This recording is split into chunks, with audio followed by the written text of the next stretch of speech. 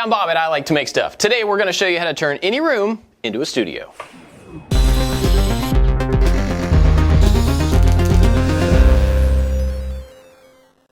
Today we're back here in the office and we are going to be working on that room. Now that is going to be our podcast studio, and I say studio because that's a pretty loose term. It's really just the room where we're going to record podcasts. You could put that in a basement or whatever. In fact, we transplanted all of the stuff in that room from my basement.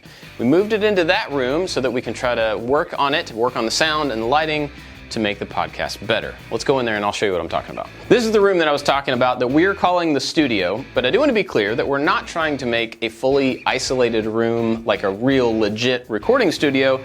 We're just trying to make a room that is dedicated to recording podcasts, and we're going to treat the sound and the lighting in here as best we can. Now, hopefully, the stuff that we do in this video is something that you could maybe translate into a room in your house to make that room more suitable for recording. So the first thing we did in this room, other than just move our setup, is we put these foam panels on the wall. These were really inexpensive, and we hoped that they would break up some of the reverberation. But they don't. So, fixing the sound in this room is one of the first big things that we have to do. After that, we're going to do some lighting, a new table that fits the space a little bit better, and then a nice big cool backdrop to make it look good on video. So first, let's talk about the audio. So there's a couple of big, simple things that you can do with sound in any space. If you have a flat surface like this, sound's gonna hit it and bounce right back. So you can stop some of that sound by putting some insulation or foam, something to absorb it, or you can diffuse it. And that means that you break this up into a multifaceted surface so that the sound reflects in a different direction. We're gonna do both of those things in different ways. First, let's talk about the absorption. Listen to the sound that's coming through my microphone right now. This panel right here is a piece of sound deadening insulation, and I, physically in this room, can hear the difference just by putting this up here. This stuff is not very expensive. We got several boxes of it, and we're gonna end up putting some frames around these and then hang them on the wall, and that will help absorb a lot of the reflection in this room. We've got quite a few of these panels, so we're gonna take them back to the shop along with some burlap that we got so they don't look so terrible. We're gonna make some really simple frames, then we'll bring them back and hang them on the walls.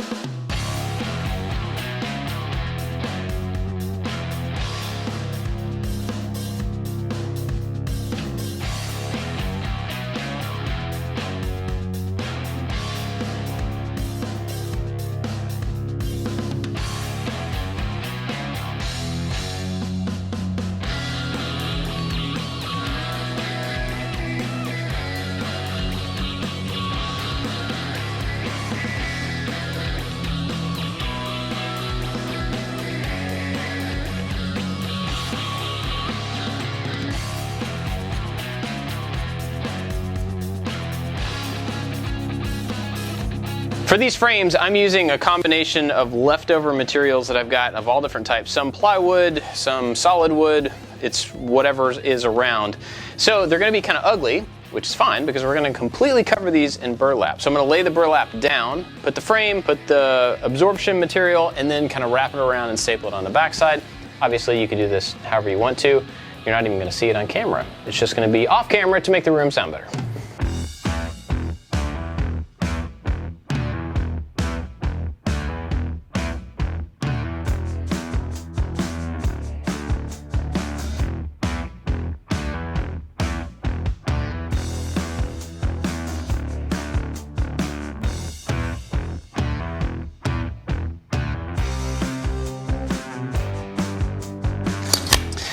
So I had a little extra material hanging over here on the back, and rather than cut it off, I just went ahead and stapled it across both sides, and it kind of acts like a pocket to keep the insulation panel in there. Obviously it's going to be up against a wall. I'm not really worried about it falling out, but it's kind of a little added protection to stop it from falling out the back. This is one of 12, so we still have several of these to make, but there's a million ways that you could do the same thing. DIY Perks has a few videos about how to make sound absorption panels. One of them actually takes advantage of old towels, so you could use that. I'm gonna go finish up the rest of these and then we'll move on to the other parts of the room.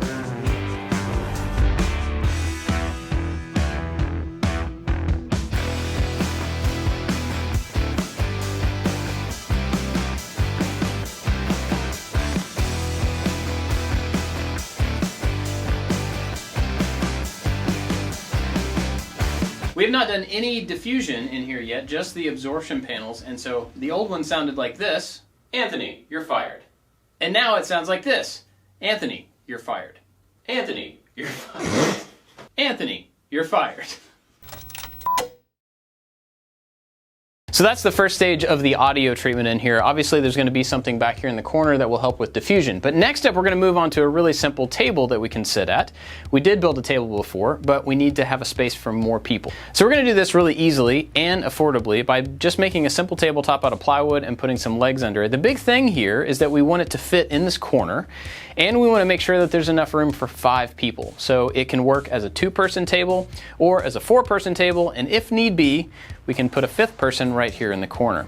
So we've got some tape laid out here on the floor of the general shape. So we're going to cut this out of some plywood and make some simple legs. So this is a template. This is a really big print because we actually are testing printing out some full-size templates for you to make stuff.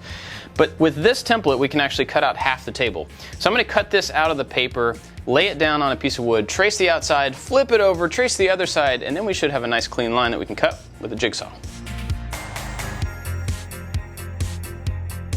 This video is sponsored by SimpliSafe. Now recently when we got this building, we put in a SimpliSafe security system because I already had one in my house. I trust them.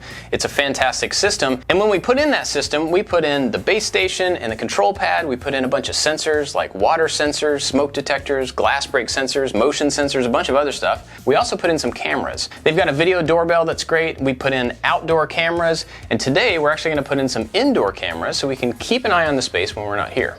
I trust this system enough that I actually tell my friends and family about it in real life. My sister-in-law is a small business owner, and when they finish renovations on their new space, we're going to be putting a SimpliSafe system in there as well. Setting it up is incredibly easy. You just need the app and the control pad. You can connect all the sensors in just a couple of minutes and you're ready to go. And once you've got the whole thing set up, you can get interactive monitoring from SimpliSafe for 50 cents a day. That's crazy because if any of your sensors are tripped, they will alert you and the authorities immediately. And whether you've ever thought about getting a security system or not, right now is the time to do it because they are having their biggest sale of the year. You can get 50% off an entire system if you go to simplisafe.com/ILTMS. That is a legitimately awesome deal. Go to simplisafe.com/ILTMS, check them out. You will not be disappointed. Big thanks to them for sponsoring this video. Now that I've got that shape cut out, I'm going to go ahead and put some edge banding on the outside so it doesn't look like plywood. We've done this a million times. In fact, we have a bits video all about it, so if you want to learn more about that, go check that video out. I'm going to get this edge banded, put a simple finish on the outside of it, and then we'll put on some legs.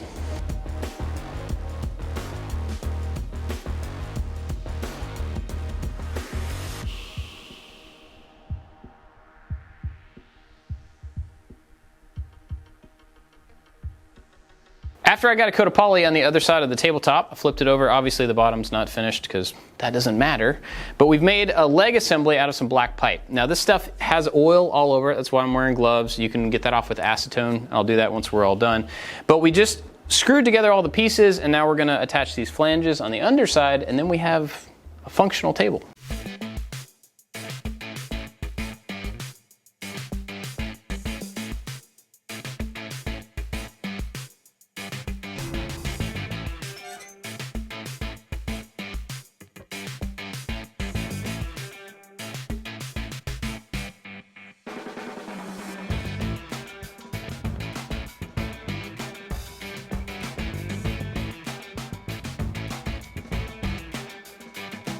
So our really simple table is finished, but if we move it in right now, it's going to be in the way. So we're going to leave it out here and we're going to go into the studio and work on some lighting. The plan in here is to add some sort of a really simple grid to the ceiling so that we can have a place to hang lights and maybe cameras, monitors, anything that we want to hang in the future right below the drop ceiling in here. We're going to do that as cheaply and easily as possible, but it also has to be strong and has to be able to carry the weight of those things safely. So we're going to start out by taking some 2x4s, putting them right above the art rail that we did earlier to make some guides along the sides. So let me get that done and then I'll show you how we're going to span between them. Oh boy. You put it there? Yeah.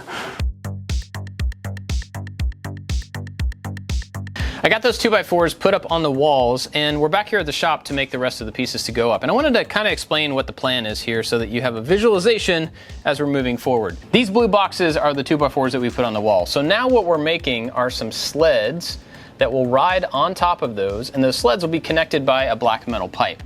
And I want to be really clear, this thing is not built to hold hundreds and hundreds of pounds of professional lighting. This is just so we can hang a few lights and maybe a camera from. So we're looking at maybe 100 pounds, maybe 75 pounds worth of gear at the absolute max. Now I think this is going to work out just fine. We're going to take a 2x4 here, make a little lip with a 1x4 across the top, screw on a flange, extend the pipe all the way across, and then over here is where we're actually going to have something a little bit different. This pipe is going to go inside that 2x4. This whole assembly over here will be able to slide on it so that we can take this thing up and down by kind of making it shorter or wider. And then once we get it to its full width, completely extend it across the room, I'm going to put in a pin here to lock everything in place. You'll get a better idea of what we're doing as we move through. Let's cut some pieces of wood.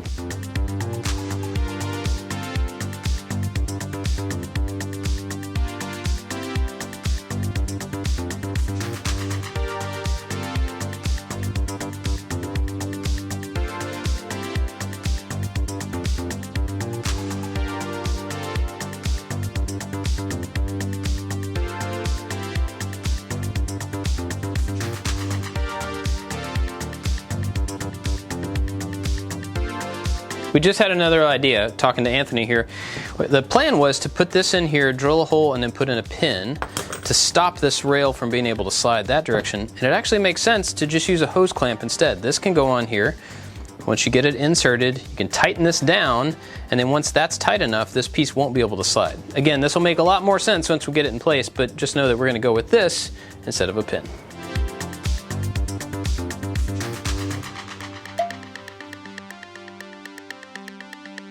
Now I put a flange on one end to stop this pipe from spinning. Once the lights are on it, you don't want it to spin because that'll change their position.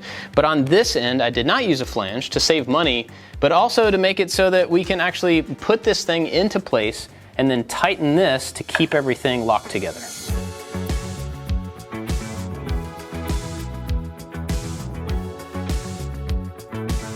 So now that we've got both ends locked together, the geometry is so that it can't fall down without something breaking, so I think we're good there.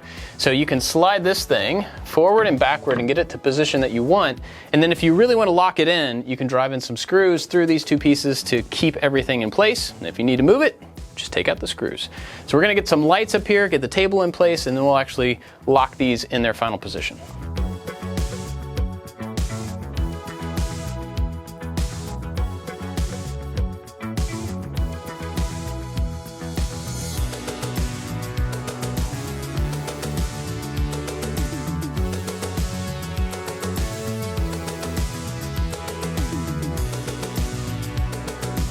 The last big thing we need to do in the room is add some diffusion. We've talked about absorbing the sound. The diffusion panels are actually just going to bounce the sound out in different direction. That makes the room feel a little bit more live and is going to add a visual aspect behind us when we're sitting down at the tables. There's a bunch of different ways to do this. Basically, you just need a non-flat surface. And so we're going to do this with some really thick, dense foam. We have to cover such a large area that I figured this was a pretty inexpensive way to do it. So let me show you what I'm talking about. A lot of times you'll see people make these things out of blocks of wood, and there'll be different depths and they stack them and they look really cool, but in our case that would be a lot of pieces of wood. So instead, we're going to use insulation foam. This is 2 inches thick and it cuts with basically anything. We're going to cut it on the table saw. So we're going to run some strips at different thicknesses, stack those up next to each other, glue them together, and then recut them, restack them so that we have a variable surface. And since it's styrofoam, we're going to have to seal that up. We'll get to that in just a little bit.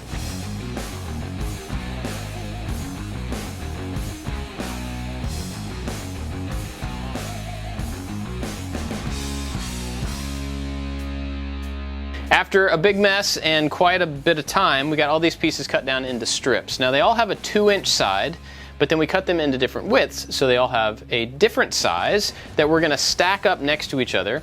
And so when you look down the line of them, you'll kind of have this undulation, this wave. Once we get all those hot glued down to a board, we can go back and cut it into sections, and then we'll move on from there. But it's going to take some time to get these stacked up and glued down. I'm going to use a bunch of hot glue to put this down because I have a lot of hot glue and it's a quick and easy way to do this. And I'm also putting these pieces on a piece of 1/8 inch MDF.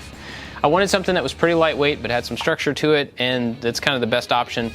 But cardboard would actually be pretty good as well if you have large sheets of it.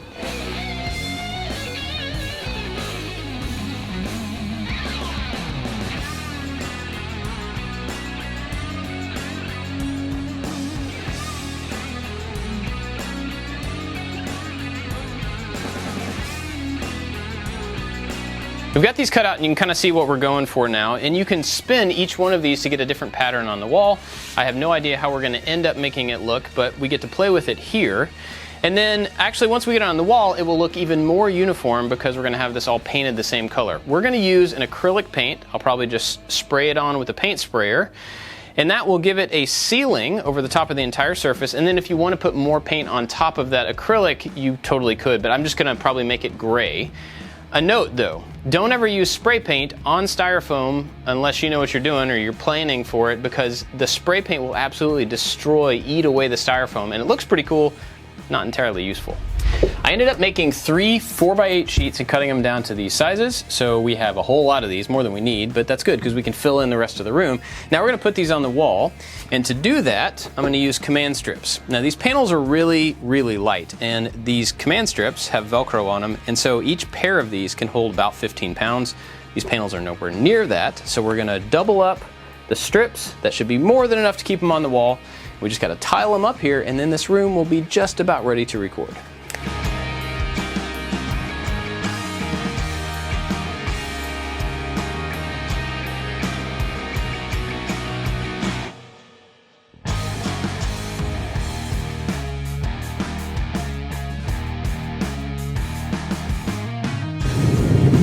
We've got a small couch here, which is going to absorb some of the sound, but also just be comfy and a nice place to sit.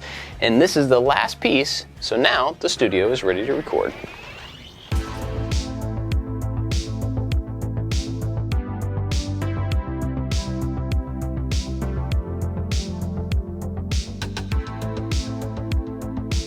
Our studio room is now ready to go, and everything we did in here is pretty inexpensive, it's movable, and it's temporary. So if we need to take any of this out, it's just some holes in the walls that we have to patch. Hopefully this gave you some ideas of ways that you can make your garage, your basement, or some other room in your house suitable for recording a podcast. Speaking of podcasts, we have a few here at I Like to Make Stuff, and one is called No Instructions, where Josh and I build Lego sets and talk about life. If you want to check that out, the other shows, and a bunch of other things, go to ILikeToMakeStuff.com. I hope this video gave you some ideas of how you could transform a room in your house into something that you want it to be, and if so, I would love to hear about it down in the comments. We've got tons of other types of projects that you may want to check out, and if you're not subscribed, be sure to do that as well. That's it for this one. Thanks for watching. We'll see you next time. You ready? Let's do it. Okay.